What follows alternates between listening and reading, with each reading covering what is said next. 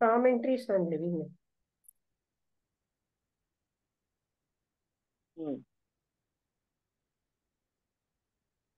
శ్రీ గురుభ్యో నమః. ఈరోజు నవంబర్ 13, 2023 దివ్య కృష్ణమూర్తి గారు రాసిన కామెంటరీస్ ఆన్ లివింగ్ అనే పుస్తకాన్ని కృష్ణ గారు చదివి వివరిస్తారు. ఈరోజు టాపిక్ విక్టరీ అన్నారా? Your children and their success. మీ పిల్లలు వాళ్ళ జయం. అయ్యో ఇదేమో నీ లోపల పెట్టుకోవాలి. 1%కి వచ్చేసింది. ఏదంటే ట్యాబ్ అయితే లోపలికి షిఫ్ట్ చేస్తుంది. దీనికి ఛార్జింగ్ అవుతూ మాట్లాడాలి. ఓకే, స్టార్ట్ చేయండి.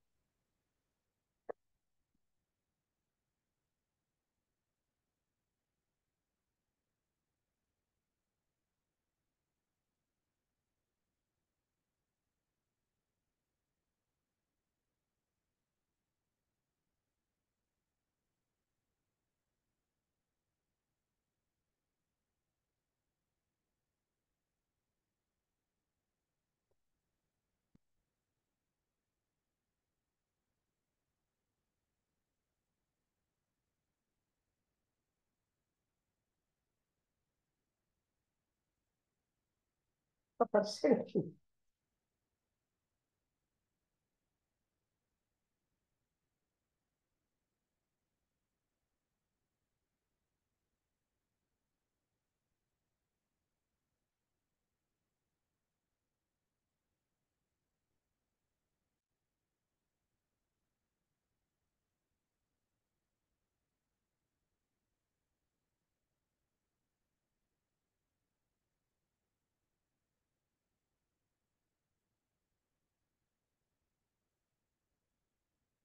ఏంటి డార్క్ గా అయిపోయింది అనుకున్నాను.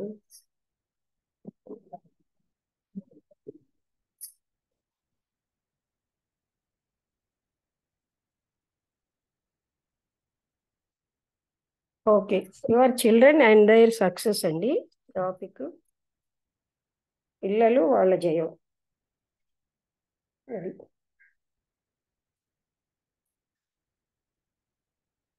అంటే ఐడియల్ టీచర్ లక్షణాలు ఏంటి అయితే కనుక ఇప్పుడు నెక్స్ట్ టాపిక్.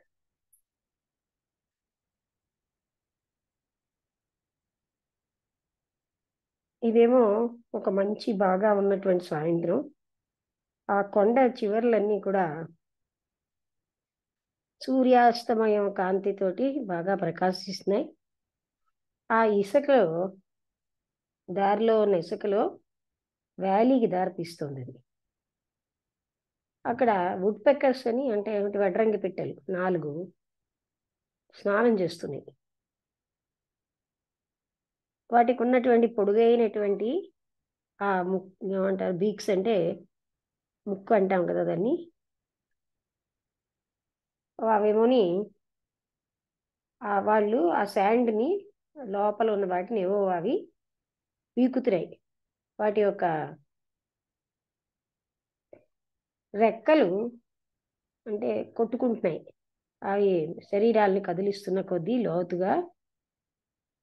అప్పుడు దేవుడు బిగిన్ ఆల్ ఓవర్ అగైన్ మళ్ళీ మొదలవుతున్నాయి.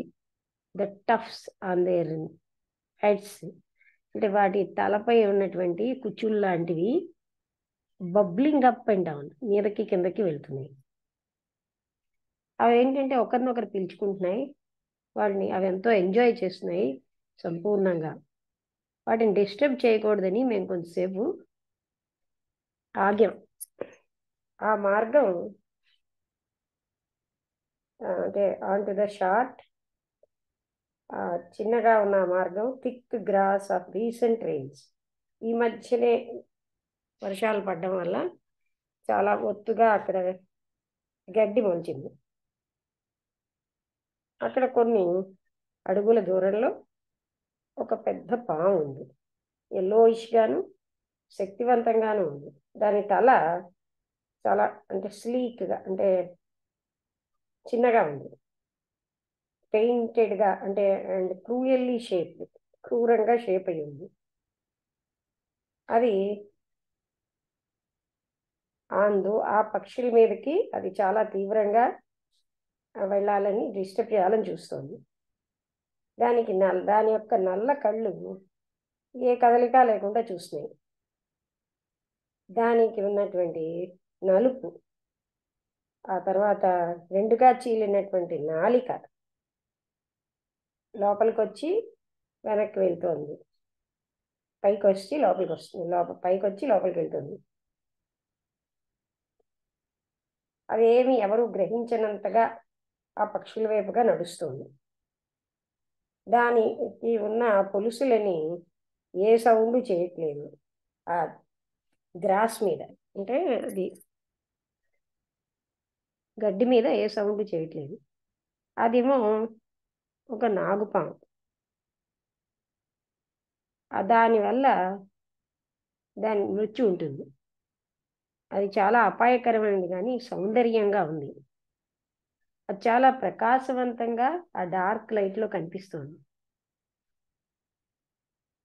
బహుశా అది దాని యొక్క పాత స్కిన్ ఈ మధ్యనే ఆ పొర ఒలిచేసుకుని ఉంటుంది, పైన ఉన్నటువంటి ఆ చర్మాన్ని తీసేసుకుని ఉంటుంది. సడన్గా ఆ 4 పక్షులు ఎగిరిపోవడం మొదలెట్టాయి ఒక అరుపుతో. అప్పుడు మేము అద్భుతమైన విషయం జరిగింది అక్కడ. ఒక కోబ్రా రిలాక్స్ అన్నమాట. అది ఎంత ఈగర్గా అంటే అది ఉంది అంటే ఎంత టెన్స్గా అదేమో లైఫ్లెస్గా అయిపోయింది. అంటే 4 పక్షులు ఎగిరిపోతే భూమిలో ఒక పార్ట్గా ఒక సెకండ్లో ఫ్యాటల్గా అంటే మృత్యుగా అన్నట్టుగా అయిపోయింది. అది అక్కడ ఎంతో సులువుగాను కదులుతోంది. తన తలని అప్పుడప్పుడు ఎత్తుతోంది. మేము ఒక చిన్న సౌండ్ చేసేసరికల్లా దాంతోపాటు ఒక పిక్యూలియర్గా ఉన్నటువంటి ఒక ప్రశాంతత, అంటే స్టిల్గా ఉన్నది. స్టిల్నెస్ ఏమో భయం మృత్యువుతో ఉన్నది అక్కడ ఉన్నది. అది ఆమె ఒక చిన్న ఎల్డర్లీ, పెద్ద స్మాల్ అంటే చిన్నగా ఉన్నటువంటి పెద్దగా ఉన్న వయసులో పెద్దయిన స్త్రీ, తెల్లటి జుట్టుతో, కానీ బాగా జాగ్రత్తగా ఉంచుకున్నారు. ఆవిడ యొక్క మాటలు చాలా సౌమ్యంగా ఉన్నాయి. ఆవిడ ఫిగరు, ఆవిడ నడవడం, ఆవిడ యొక్క గెస్చర్స్ ఇవన్నీ కూడా and the way she held her head, ఆవిడ తన తలని అంటే పెట్టడంలోని ఇవన్నీ ఏం తెలుస్తున్నాయంటే ఆవిడకి ఏంటంటే డీప్ రూటెడ్ అంటే చాలా లోతుగా ఉన్న అగ్రెసివ్నెస్, దుండగీతనం లాంటిది ఉంది. ఆవిడ వాయిస్ అది డిడ్ నాట్ కన్సీల్, దాన్ని దాచలేకపోతున్నది. ఆవిడకు ఒక పెద్ద కుటుంబం ఉంది. ఎంతమందో కొడుకులు కూతుర్లు ఉన్నారు. ఎంతో గర్వంతో ఆవిడ ఏం చెప్పారంటే ఆవిడ ఒక జయప్రదమైన డాక్టరు, ఒక పెద్ద ప్రాక్టీస్ కూడా ఉంది ఆవిడకి.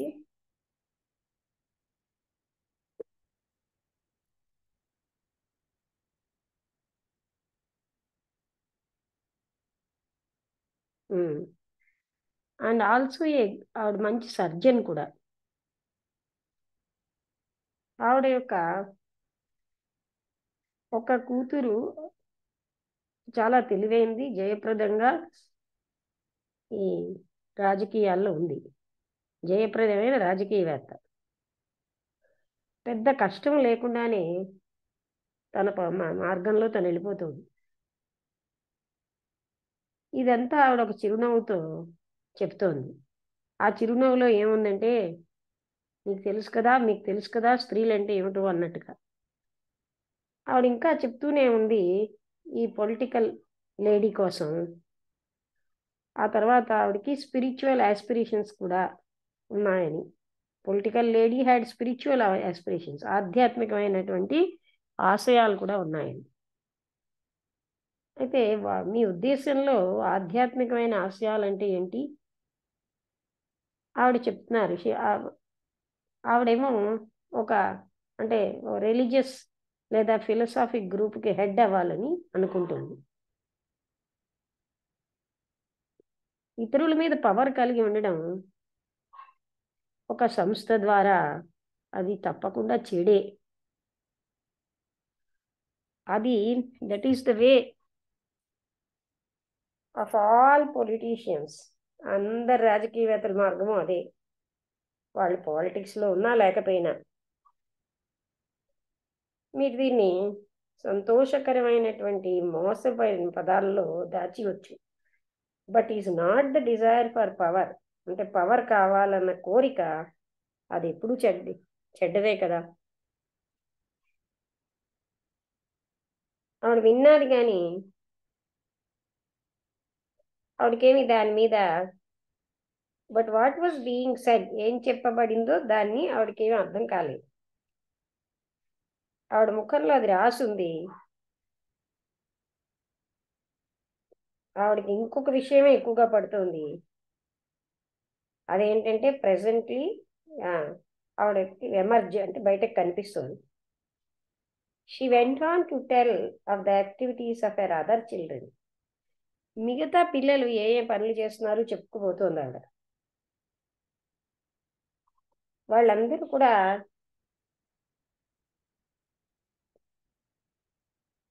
అంటే చాలా శక్తివంతంగా అన్ని పనులు చేసుకుని వెళ్ళిపోతున్నారు బాగానే. అందులో ఒక్క ఆమె ఆయన ఎక్కువగా ఆమె ప్రేమిస్తుంది. ఆమె తప్ప అందరూ కూడా చాలా విగరస్గా వెళ్ళిపోతున్నారు.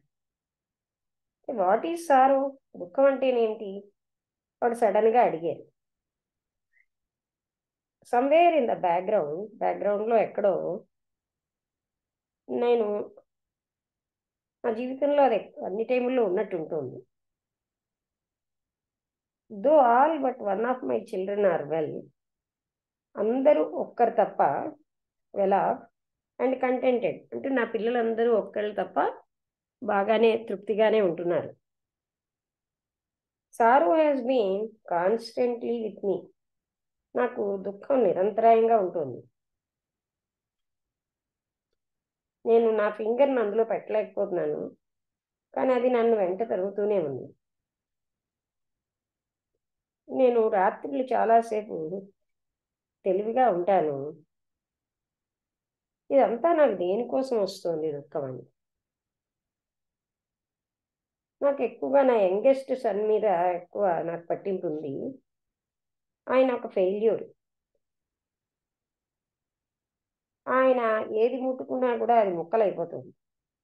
ఆయన మ్యారేజ్, ఆయన సంబంధాలు, తన బ్రదర్స్తో, సిస్టర్స్తో, ఫ్రెండ్స్తో కూడా. ఆయనకి ఎప్పుడు ఒక జాబ్ లేదు. ఆయన ఎప్పుడైనా ఒక జాబ్ వచ్చినా ఏదో ఒకటి జరుగుతూ ఉంటుంది, ఆయన బయటకు వచ్చేస్తాడు. ఆయన ఎవరు ఆయనకి సహాయం చేయడానికి అసమర్థంగా ఉన్నాడు. అంటే ఆయన ఎవరి చేత సహాయం పొందలేకపోతున్నాడు. నేను ఎక్కువ ఆయన కోసమే వర్రీ అవుతాను. ఆయన నా దుఃఖానికి యాడ్ చేస్తున్నాడు. అయినా సరే నా దుఃఖానికి మూలం ఆయన అని అనుకోవట్లేదు. దుఃఖం అంటే ఏంటి? నాకెన్నో ఆతురతలు, నిస్పృహలు, భౌతికమైనటువంటి బాధ ఉంది. కానీ ఈ నిరంతరంగా ఉన్న ఈ దుఃఖం అనేది వీటన్నిటికీ ఆవలుంది, వీటన్నిటికంటే అతీతంగా అని. దీనికి కారణం ఇంతవరకు నేను తెలుసుకోలేకపోయింది. దానికోసం మనం మాట్లాడదామా? మీరు మీ పిల్లలే అంటే మీకు ఎక్కువ గర్వంగా, వాళ్ళు ముఖ్యంగా వాళ్ళ యొక్క జయంగా ఉండడం మీరు చాలా గర్వంగా ఫీల్ అవుతున్నారు కాదా అన్నారు. అవును, ఏ పేరెంట్ అయినా లాస్ట్ వన్ తప్ప మిగతా అందరూ కూడా బాగానే ఉన్నారు. వాళ్ళెంతో అభివృద్ధి అంటే దాయకంగా హ్యాపీగా ఉన్నారు. కానీ మీరు ఎందుకు ఈ ప్రశ్న అడుగుతున్నారు? నీ దుఃఖంతో దీనికి సంబంధం ఉంది. మీ దుఃఖం అనేది ఈ సక్సెస్తో సంబంధం లేదు. దానికి వ్యతిరేకంగా నేను ఇంకా హ్యాపీగా ఉన్నాను దానికోసం అన్నది. మీరు ఎందుకని అనుకుంటున్నారు మీ దుఃఖానికి మూలం అదే అని? ఎవరైనా అడిగితే డెత్ ఆఫ్ యువర్ హస్బెండ్, మీ యొక్క భర్త యొక్క చనిపోవడం మీకు చాలా లోతుగా ప్రభావితం చేసిందా? మీరు ఇంకా దాని మీద ఎఫెక్ట్ అయి ఉన్నారా? ఇది ఒక పెద్ద షాక్. ఆయన మృత్యు తర్వాత నేను చాలా ఒంటరిని అయిపోయింది.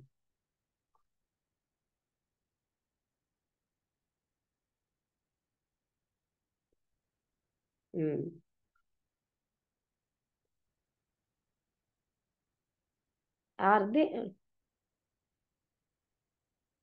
బట్ ఐ సూన్ మళ్ళీ మర్చిపోయాను నేను నా లోన్లీనెస్ని, ఒంటరితనాన్ని, దుఃఖాన్ని. అక్కడ పిల్లలు చూడవలసిన వాళ్ళు చూడడానికి ఉన్నారు. I had no time to think about, నా కోసం నేను ఆలోచించడానికి, పిల్లల్ని చూసుకోవడంలో టైం లేదు. మీరేమనుకుంటున్నారు? ఈ టైం అన్నది మీ ఒంటరితనాన్ని, దుఃఖాన్ని తొలగించేసిందా? అవి అక్కడే ఉన్నాయి కదా, లోపల లోపల పాతుకుపోయి డీపర్ లేయర్స్, మీ మనస్సులో డీపర్ లేయర్స్లో మీరు వాటిని మర్చిపోయినా, అంటే ఇవన్నీ మర్చిపోయినా అవి లోపల లోపల లోతుల్లో ఉన్నాయి. మీ యొక్క కాన్షియస్గా ఉన్న సారోకి అవి ఇవే కారణం, దీస్ ఆర్ ద కాజ్, ఇవే కారణాలు. అంటే మీకున్న దుఃఖానికి అని అనుకోవటం లేదా అన్నట్టుగా అన్నారు. May it not be the cause. అవును, యాస్ ఐ సే, నా హస్బెండ్ డెత్ అన్నది ఒక షాకే, కానీ ఇది నేనేమో ఎక్స్పెక్ట్ చేసింది. అండ్ నేను అశ్రువులతో దాన్ని ఆమోదించాను. ఒక అమ్మాయిగా నేను మ్యారేజ్ చేసుకోకముందు నేను మా తండ్రి యొక్క మృత్యువుని చూశాను. తర్వాత కొన్ని సంవత్సరాల తర్వాత మా తల్లి మృత్యువుని చూశాను. కానీ నేను అఫీషియల్గా ఉన్న ఏ మతంలోని నాకు ఇంట్రెస్ట్ లేదు. అంతా కూడాను ఎక్స్ప్లెనేషన్స్, అక్కడ ఉన్నటువంటి అంటే కనబడే ఇది రణగుణ ధ్వనులు, ఎక్స్ప్లెనేషన్స్ ఆఫ్ డెత్ కోసం అండ్ దాని తర్వాత ఉన్న జీవితం నాకు ఎప్పుడు బోధర్ అవ్వలేదు. నేను డెత్ అన్నది తప్పనిసరి అంటే దాన్ని మనం ఆమోదించాలి. యాజ్ లిటిల్, ఏ మాత్రం నాయిస్ ఎంత తక్కువ నాయిస్తో, అంటే ఏమి పెద్ద గందరగోళం చేయకుండా దాన్ని ఆమోదించాలంటున్నాడు. This may be the way, మీరు ఈ విధంగా డెత్ని తీసుకుంటున్నారు. But is loneliness to be so easily reasoned away? కానీ మీ ఒంటరితనం అంత సులువుగా మీరు తీసుకోగలుగుతున్నారా? డెత్ అన్నది టుమారో, రేపటికి సంబంధించింది. To be faced perhaps when it comes, అది వచ్చినప్పుడు మనం దాన్ని ఫేస్ చేయాలి. కానీ ఈ ఒంటరితనం అన్నది ఎప్పుడూ ఉంటుంది కదా. మీరు దాన్ని డెలిబరేట్గా మూసేస్తున్నారు, కానీ అది అక్కడే ఉంది, మీ యొక్క డోర్ వెనకాలే. మీరు ఈ లోన్లీనెస్ని ఇన్వైట్ చేసి దాన్ని చూడాలి కదా. నాకు అదేమిటో తెలియదు. ఈ ఒంటరితనం అన్నది చాలా అన్ప్లెజెంట్గా ఉంది.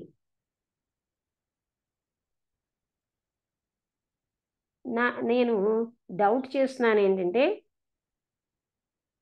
ఇన్వైట్ దట్ ఆఫుల్ ఫీలింగ్, ఆ భయంకరమైన ఫీలింగ్ని I can go so far, అంటే దూరంగా వెళ్ళిపోయి దాన్ని ఇన్వైట్ చేయకుండా ఉండాలన్నట్టు. It is really quite frightening. అది నాకు చాలా బాధాకరంగానే ఉంది, భయంకరంగాను. అయితే మీరు దాన్ని సంపూర్ణంగా అవగాహన చేసుకోవద్దా? అది మీ దుఃఖానికి కారణం అవడం వల్ల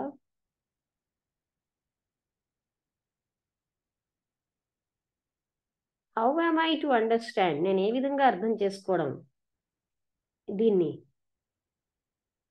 అదే నాకు బాధను కలిగిస్తూ ఉంటే దాన్ని ఎలా అర్థం చేసుకోవడం? ఈ ఒంటరితనం అన్నది బాధ కలిగించదు, కానీ ఐడియా, ఒంటరితనం అన్న ఐడియా మీకు భయాన్ని కలిగిస్తుంది. మీరు ఎప్పుడు కూడా లోన్లీనెస్ అన్న దాన్ని అనుభవించలేదు. మీరు ఎప్పుడు కూడా అవగాహన చేసుకునే భావంతో ఆ అంటే భయంకరమైన దాన్ని మీరు సమీపించలేదు. దాన్ని దూరం చేసుకోవాలని, దాంట్లోంచి బయటపడడానికి మార్గం, అందుకే దాన్ని అవాయిడ్ చేసేసారు, అవే చూస్తున్నారు. మీరు నిజంగా డైరెక్ట్గా దాని కాంటాక్ట్లోకి రావటం లేదు. లోన్లీనెస్ని దూరంగా ఉంచాలి మీ నుంచి అంటే మీరేమో మీ యొక్క పిల్లలకు సంబంధించిన యాక్టివిటీస్లో మీరు ఎస్కేప్ అయిపోతున్నారు. వాళ్ళ వాళ్ళు జయం పొందడంలో వాళ్ళ సక్సెస్ అన్నది మీ సక్సెస్ అయిపోయింది. కానీ ఈ ఈ వర్షిప్ అంటే సక్సెస్ని పూజించడం వెనకాల కొంత అంటే is there not some deep concern, డీప్గా కన్సర్న్ కలిగింది ఏది లేదా? మీకెలా తెలుసు అన్నారు. మీరు ఏదైతే ఎస్కేప్ అవుతున్నారో రేడియోతో, సోషల్ యాక్టివిటీతో, పర్టికులర్ సిద్ధాంతంతో, ప్రేమతో, అండ్ సోకాల్డ్ ప్రేమ బికమ్స్ అవే మీకు ముఖ్యమైపోతున్నాయి. As necessary to you as you drink to the drunkard, drink to the డ్రంకర్డ్కి డ్రింక్ ఎంత అవసరమో మీకు ఇవన్నీ అంత అవసరం అవుతున్నాయి. వ్యక్తి తన్ని తాను కోల్పోవచ్చు జయం యొక్క ఆరాధనలో, లేకపోతే ఊహాత్మక చిత్రం యొక్క ఆరాధనలో, లేకపోతే ఏదైనా ఒక ఆదర్శం. ఈ ఆదర్శాలన్నీ కూడా భ్రాంతియుతమే. ఈ తన్ను తాను కోల్పోవడం అన్నది అక్కడ ఆతురత ఉంది. మనకి ఎవరైనా చూపిస్తే మీ పిల్లలు యొక్క సక్సెస్ అన్నది అది మీకు ఒక బాధాకరమైన విషయమే. Do you have a deeper concern about them? మీకు ఎంతో డీప్గా వాళ్ళ పట్ల కన్సర్న్ ఉండబట్టి మీ పట్ల కూడాను, and about your self, in spite of your admiration, వాళ్ళ యొక్క జయాన్ని మీరు అభినందించడమే కాకుండా వాళ్ళు ఏమేమైతే పొందారో పబ్లిక్స్లో అవన్నిటినీ మీరు అంటే చప్పట్లు కొట్టడం అంటే అభినందించడంతోటేను ఈజ్ దేర్ నాట్ బిహైండ్, దాని వెనకాల ఒక సిగ్గు అన్నది ఉంది, ఒక రకమైన విసుగు, ఒక నిస్పృహ ఉన్నాయి కదా. దయచేసి నన్ను క్షమించండి ఈ రకంగా అడిగినందుకు. But are you not deeply distressed? మీరు బాగా నిస్పృహగా లేదా వాళ్ళందరి జయం కోసం? You know sir, I have never dare to acknowledge. చూడండి, ఈ విషయం నేను ఎప్పుడూ చెప్పడానికి డేరింగ్ చేయలేదు. నాకు నేనుగా కూడా ఈ nature of this distress, but it is as you say. కానీ నాకున్న డిస్ట్రెస్ నేను ఎప్పుడు చెప్పలేదు, కానీ మీరు చెప్పినట్టుగా అది ఉంది. దాని లోపలికి మీరు వెళ్తారా అని అడిగాను. అఫ్ కోర్స్ నాకు దాని లోపలికి వెళ్ళాలని లేదు. నేను రిలీజియస్గా ఉంటున్నాను. వితౌట్ ఏ రకమైన రిలీజన్కి చెందకపోయినా నేను రిలీజియస్గా ఉంటాను. అక్కడ నేను ఏం చదివానంటే రిలీజియస్ మ్యాటర్స్ చదివాను. కానీ నేను ఎప్పుడు కూడా ఏ ఏ సోకాల్డ్ రిలీజియస్ ఆర్గనైజేషన్కి అంటే చెందను. ఈ ఆర్గనైజ్డ్గా ఉన్న ఈ మతం అన్నది చాలా దూరంగా, సఫిషియెంట్గా అంటే దగ్గరగా నాకు లేదు. నాకున్న ఈ ప్రాపంచికమైన జీవితం వెనకాల కిందని జీవితం అన్నది ఏదైనా ఒక వేగ్గా రిలీజియస్ గ్రూపింగ్ అన్నది ఉంది. గ్రూపింగ్ అంటే రిలీజియన్ వైపు వెళ్తున్నాను. And when I began to have children, నాకు ఎప్పుడైతే పిల్లలు వచ్చారో అప్పుడు ఆ గ్రోపింగ్ అంటే దాని వైపు వెళ్ళడం అన్నది అదొక డీప్ హోప్గా అయిపోయింది. నా పిల్లల్లో ఒకరు రిలీజియస్లీ ఇన్క్లైన్డ్ అవ్వడం, అంటే దాని వైపు వెళ్ళడం, ఒక్కళ్ళే. One of them is they have all become prosperous. ఒక్కడి తప్ప అందరూ కూడా ఎంతోని వాళ్ళు సంపదలతోటి వరల్డ్లీ ప్రాపంచికతతోటి ఉన్నారు. ఎక్సెప్ట్ ద లాస్ట్ వన్ తప్ప. ఆయన మిక్స్చర్ ఆఫ్ ఎవ్రీథింగ్, అన్నీ కలిసి ఉంటాడు. అందరూ కూడా నిజంగా మధ్య దశలో ఉన్నారు. And that is what hurts. అదే నాకు హర్ట్ అవుతుంది. They are engrossed in their worldliness. వారి ప్రాపంచికతలో మునిగిపోయారు. ఇదంతా నాకు ఎలా ఉంటుందంటే సూపర్ఫిషియల్గా, సిల్లీగా. కానీ నేను అది విషయం వాళ్ళతో డిస్కస్ చేయలేదు, ఎవరితో కూడా. ఒకవేళ నేను అలా చేసినా వాళ్ళకి అవగాహన ఉంది నేను ఏ విషయం మాట్లాడుతున్నాను.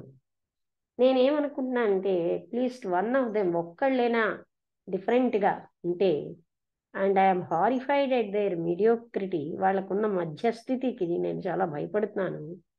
అండ్ మై ఓన్, అంటే నాకున్నది అనికి, it is this I suppose that is causing my sorrow. ఇదే నాకు ఎక్కువగా దుఃఖాన్ని ఇస్తుంది. What can one do to break up this stupid state? ఈ స్టూపిడ్ స్టేట్ నుంచి బయటపడడానికి, బ్రేక్ చేయడానికి మనం ఏం చెయ్యాలి అని అడిగారు. In one self or in another, మన లోపల బయట. One can only break of mediocrity in one self. ఆ మీడియోక్రిటీని తనలోనే బ్రేక్ చేసుకోవాలి. బహుశా ఒక డిఫరెంట్ రిలేషన్షిప్ అన్నమాట మనకి అప్పుడు ఇతరులతోటి ఉత్పత్తి అవుతుంది. అది తెలుసుకోవాలంటే ఒక వ్యక్తి మీడియోకర్గా ఉన్నాడని, అది అప్పుడే మొదలైపోతుంది మార్పుకి నాంది. కానీ ఒక స్వల్పమైన మనస్సు దాన్ని అది తెలుసుకుంటూ ఫ్రాంటికల్లీ ట్రైస్ టు చేంజ్, పైనే మారడానికి ప్రయత్నిస్తుంది, ఇంప్రూవ్ అవడానికి. And his very urge is mediocre. అది కూడా మీడియోకర్ అర్జే, అంటే అంత తీవ్రమైనది కాదు. ఏ కోరికైనా తను ఇంప్రూవ్ అవ్వడానికి అది స్వల్పమైనది. మనస్సుకి ఎప్పుడైతే అది స్వల్పమైందని తెలిసిందో, దాని మీద అది పనిచేయట్లేదు, there is the breaking of mediocrity. అప్పుడు మీడియోక్రిటీ అనేది బ్రేక్ అవుతుంది. యాక్ట్ అపాన్ ఇట్ సెల్ఫ్ అని అంటున్నారే, అంటే అర్థం ఏంటి? దానంతట అదే పని చేయాలని. అదొక పెట్టి మైండ్. ఒకవేళ ఇఫ్ ఎ పెట్టి మైండ్ దాని యొక్క, ఒకవేళ ఒక స్వల్పమైన మనసు దాని యొక్క స్వల్పత్వాన్ని తెలుసుకుంటే అదొక ప్రయత్నం చేస్తుంది మారడానికి. అది కూడా స్వల్పమైనదే. మారాలన్న ప్రయత్నం పెట్టి మైండ్లోంచి వస్తుంది. అందుకని ఆ ప్రయత్నమే స్వల్పమైనది. Yes, I see that. What can I do? నేను అది చూస్తున్నాను, కానీ ఎవరైనా ఏం చెయ్యాలి? Any action of the mind is small. మనసుకు సంబంధించిన ఏ పనైనా చిన్నదే, పరిమితం. మైండ్ అన్నది పని చేయడానికి ఆగాలి. అప్పుడు మాత్రమే ఎండింగ్ ఆఫ్ మీడియోక్రిటీ. ఈ మీడియోక్రిటీ అన్నది కూడా అంతమైపోతుంది. ఇక్కడికి టాపిక్ అయిపోయింది.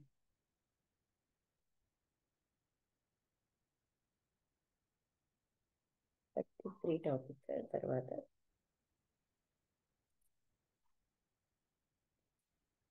అర్థమైందా?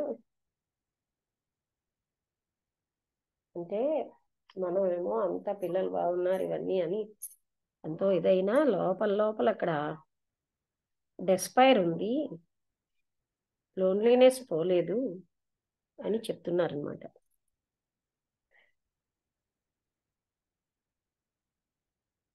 వసంతలత చెప్తావా?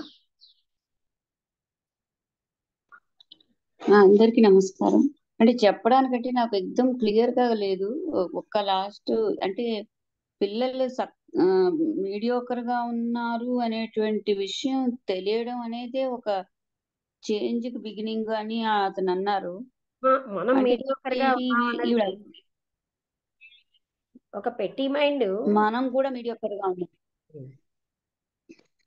అంటే మనం కూడా మీడియోకర్ గా ఉన్నామన్నా ఆవిడ తాలూకు పిల్లలు మీడియోక్రిటీయా దేని గురించి ఆవిడ బాధపడుతుంది? నేను అలాగే ఉన్నానంది కదా ఆవిడ పిల్లలు. ఆ మీడియోకర్ గా ఉండడం అన్నది తెలుసుకోవడమే బిగినింగ్ ఆఫ్ ద చేంజ్. అది ఆఖరి చెప్పారు. అంటే అసలు actually your children and their success అని ఉంది. అది అంటే ఏ విధంగా అతను చెప్తున్నారు దీని గురించి అని? అంటే మనం అంటే కొందరు సక్సెస్. భర్త చనిపోయారు, పిల్లలు మంచి పొజిషన్ లో ఉన్నారు ఒకటి తప్ప, ఆవిడ ఎంతో హ్యాపీగా ఉన్నారు. ఆ చెప్పడంలో ఆవిడ అన్నారు, నీకు అతను అన్నారు, నీకు దీని వెనకాల నిస్పృహ కూడా ఉంది, ఒంటరితనం ఎలాగా ఉంది అంటే, నాలో నేను కూడా దాన్ని గమనించను ఉంది, కానీ నేను ఎప్పుడు అది ఎకనాలెడ్జ్ చేయడానికి భయపడతాను అని చెప్పారు. అంటే ఏంటి, ఒక రకమైనటువంటి వాళ్ళు అలా ఉండడం వల్ల నీకు ఒక నిస్పృహ వస్తుంది అని. అంటే వాళ్ళు సరిగ్గా ఉండడం లేదు అని, అంటే కరెక్ట్ పద్ధతిలో ఉండడం లేదు అని ఆవిడ వాళ్ళు బాధపడ్డారు. వ్యక్తిగతంగా ఉన్నా అంటే అదే ఈవిడికేమో అదే ఒక మెటీరియల్ గా వరల్డ్లీ వైజ్ గా బాగానే ఉన్నారు కానీ అదర్వైజ్ లేరు అని కదా. అయినా అది కూడా నీకు ఒక రకమైన నిస్పృహను తెచ్చిపెట్టింది అన్నాడు. అంటే భర్త పోవడమే కాకుండా చెప్పరు. ఇది కూడా అంటే అది జనరల్ గా ఎవరు ఆవిడ అన్నట్టుగా డేర్ నాట్ ఎకనాలెడ్జ్ అంది కదా, నాకు చెప్పాలని లేదు కానీ నాకు ఉంది అని చెప్పారు. అంటే ఇప్పుడు మనం ఒక స్టేజ్కి వస్తాం కదా, ఏజింగ్ అది అవుతుంది, అది అన్నప్పుడు ముసలవుతున్న కొద్దీ మనం గ్రో అవుతున్న కొద్దీ మన పిల్లలు తాలూకు మీడియోక్రిటీ మొదట్లో వాళ్ళ తాలూకు సక్సెస్ చూసి ఆహా ఆహా అనుకుంటాము. ఆ తర్వాత వాళ్ళు ఎంత వరల్డ్లీగా ఉన్నారు, ఎంత మటీరియలిస్టిక్ గా కేవలం they are hankering after money అని ఎప్పుడైతే అనిపిస్తుందో వాళ్ళ అప్పుడు మనకి వెనకాల కూడా మీకు డిస్ట్రెస్ ఉంది అని చెప్పారు, వాళ్ళ సక్సెస్ వెనకాల కూడా. అంటే సక్సెస్ అంటే ఇక్కడ ఉద్దేశం ఏంటి? సక్సెస్ మెటీరియల్ సక్సెస్ కదా, ఏదవచ్చు ఆ సక్సెస్ అంత ఏం ఆవిడ అంటే నిజంగానే ఉంటుంది. అది ఏంటంటే మనకి వాళ్ళ వల్ల వచ్చే లాభంతో కాకుండా వాళ్ళ యొక్క సక్సెస్ వెనకాల మనకి ఒక రకంగా ఆ డెస్పైర్ ఉంటుంది. అది గమనించుకో, అలా ఉంచుకోకూడదు అలాంటి అలా వాటి. అవి ఉండదు. అలాగెలా ఉంటుంది లక్ష్మి? వాళ్ళ సక్సెస్ వెనకాల మనకు ఆ ఖుషియే ఉంటుంది కానీ మన ఏది పిల్లలు కాదు, కాబట్టి. ఎందుకంటే వాళ్ళంతా సాధిస్తున్నారు నేను చేయలేదు అన్నది ఒకటి ఉంటుంది అక్కడ. అది అంటే మనం అలాగా ఏం పిల్లలకి చేస్తామంటే తల్లిదండ్రులు మామూలుగా ఏం చేస్తారంటే కవర్ చేసేసుకుంటారు. ఇక్కడ ఆవిడ అన్నారు, all of them are really mediocre and that is what hurts. They are ఎందుకంటే ఎన్వర్స్డ్ ఇన్ ముందు దేర్ కూడా వరల్డ్లీనెస్. చెప్పారు కదా, ఆ మీడియోకర్ అనే దాని వల్ల నాకు ఎక్కువగా ఉందని. అంతకు ముందు కృష్ణమూర్తి గారు అన్నారు కదా, I have never dare to acknowledge. ఏం చెప్పారు ఇక్కడ, please forgive me to asking, but are you not deeply distressed about their success? అంటే అప్పుడు ఆవిడ ఏమన్నారు, you know sir, I have never dare to